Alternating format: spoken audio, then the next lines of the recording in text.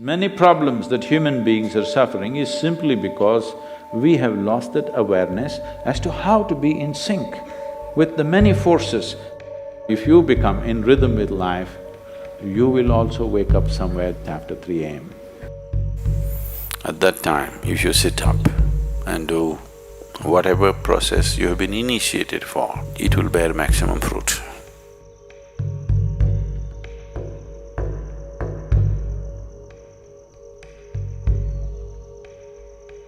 In the way the planet is spinning and what is happening, something very fundamental changes somewhere between 3:20 to 3:40.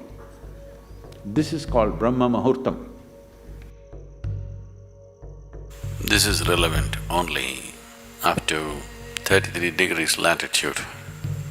Your system, human system, functions in a certain way. It is a possibility. So, there has been an awareness about making use of this possibility. Your life is a product of many things that we call as the universe, many things that we call as existence. So we are a consequence of a certain phenomenal happening that we call as cosmos. We are not an individual existence. So when you get in sync, certain things will happen. You know, there's a cicadas in where we are in Tennessee, the US ashram, they wake up once in 17 years. Can you beat it? They know it is 17 years and they come awake and they breathe and they go back to sleep.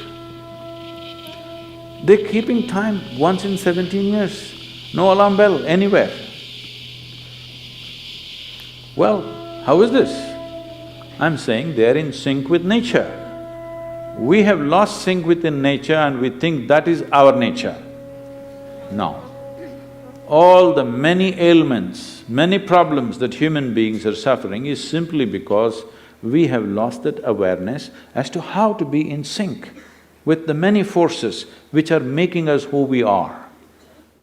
So yoga is to bring that sync so that you are in rhythm with life. If you become in rhythm with life, you will also wake up somewhere just after 3 a.m. If you're conscious, suddenly a certain spark of aliveness will happen within you. Even if you're in deep sleep, you will come awake. This must happen to you. This means you're falling in sync with it. You're falling in sync with life. So what should I do? Should I meditate? Should I do a kriya? Doesn't matter what. You must do a process for which you have been initiated for. Because initiation means you were not just taught a practice, it was introduced into your system, it was implanted in your system.